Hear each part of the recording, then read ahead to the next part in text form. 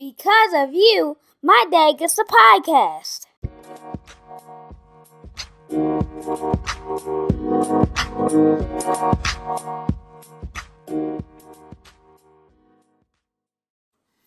What's up, guys? This is Corey, also known as QC Rideshare, just hitting you with another one. I wanted to talk about, and some people have been wondering about this new Uber Pro program.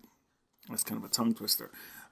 It's a beta program that Uber kind of announced, where it's kind of a continuation of their 180-day promise that they did when they were on their I'm Sorry tour. But the Uber Pro program is essentially a VIP program for drivers that meet certain qualifications or at a certain level. And I want to give my general thoughts because some of the things kind of seem interesting. Other things just seem like, let's be honest, a waste of time and energy. Looking at it, it looks like on the road, it highlights, it says that you'll get extra earnings. You can get 25% off of standard maintenance, access to various shops, 5% cash back on gas, and also you get faster rides at the airport and free dent repair. Okay, that sounds good in a vacuum. I think sometimes when companies have issues that they are trying to address, and what I mean by that is they have a program where they are doing something that people are not happy about. When they turn around and they're getting asked in ways that they're looking to improve it, they overthink it. Because the reality is most of this stuff that's available is pretty much already available if you drive on multiple platforms. So like if you drive for Lyft, you get a lot of this stuff. Also, the reality is people aren't upset with drivers aren't upset with Uber because they don't provide free dent repair. Drivers aren't upset because they don't get enough cash back for their gas. Drivers just want more money. Let's be real. Let's not try to, make it into something that's more than what it is. I would love to see a program. I would love to see how much they feel as if this program will cost them. And in doing that, figure out a way. Like if this program, they figure for every driver, it will cost them $1,000 a year. And that driver averages 4,000 rides per year. That driver gets an extra 25 cents per ride. I want to see that. I just want to see one company say, hey, the issue is drivers want to make more money, so we're going to give them more money.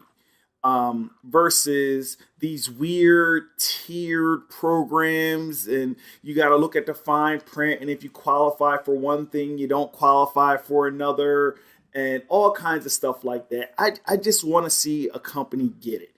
And that's the same thing, like they have the off-the-road perks and stuff. So you can go to Arizona State University, which sometimes a lot of these companies, they partner up with these fake colleges in which they actually, their degrees aren't recognized or whatever. And I'm not saying that they're not or they are or not. But what I'm saying is that the reality is no one said that they want to join Uber to get free tuition or tuition reimbursement, any of that stuff. And the reality is those two things kind of work against each other. If you're a full-time Uber driver, probably don't have time to go to school. So I just think the reality is that for the same money, pay me. If I reach a certain level, send me a letter saying, great, you've accomplished this. Now we're going to pay you. And I think that you will do so much more for your name by just saying, those are the things that make headlines. When a company says we're paying more, look at Amazon. Amazon, and this is where you see companies that get it. Amazon said we're going to pay a minimum salary of $15 an hour. And for weeks, people have talked about Amazon paying people $15 an hour. No one's talking about that Amazon canceled all of their incentive programs in order to pay for that $15 an hour. So when it comes down to it, the employee is probably getting just about the same money that they were getting to begin with. But the headline reads $15 an hour. And Amazon won the press conference.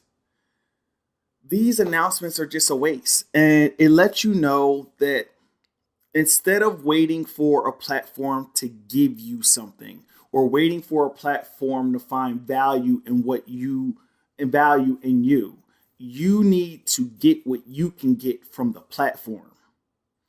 Remember, the platform is your client, not the other way around. They will like to make you feel as if you are their client. No, they're your client. And as a subcontractor, you have a unique freedom where you can have multiple clients and you can show preferential treatment to different clients.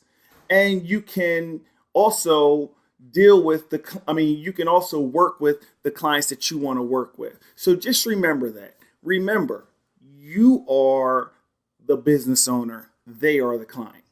To the next one. Peace.